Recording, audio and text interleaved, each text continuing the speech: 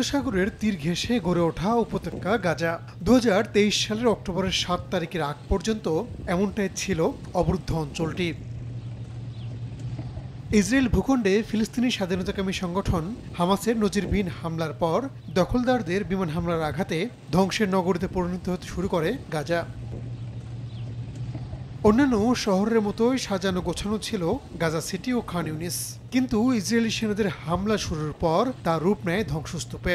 গাজা শহরের এমন অবস্থা করা হয়েছে যে কেউ তার নিজের বাড়ি পর্যন্ত চিনতে পারবে না। গাজার অলিগলিতে একসময় সাইকেল নিয়ে ছোটাছুটি করত শিশুরা। অন্য আবাসিক এলাকার মতোই ছিল অঞ্চলটি, যদিও বর্তমানে সব মাটির সঙ্গে মিলিয়ে গেছে।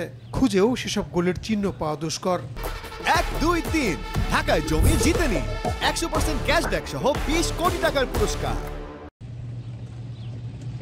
গাজা জুড়ে ছিল অসংখ্য দৃষ্টিনন্দন মসজিদ ও ইসলামিক স্থাপনা। সাধারণ ফিলিস্তিনিরা নামাজ আদায় করতেন এসব মসজিদে।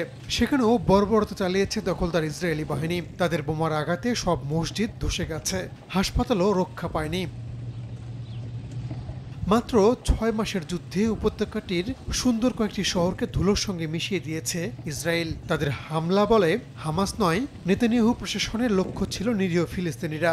উপত্যকাটির ২৩ লাখের বেশি ফিলিস্তিনি আজ ঘর হারিয়ে খোলা আকাশের নিচে বসবাস করছেন, যেখানে একসাথে বসে খাবারও খান অনেকে।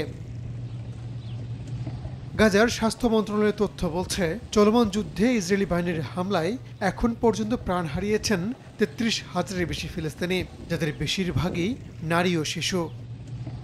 রাহানুল রানা, সময় সংবাদ।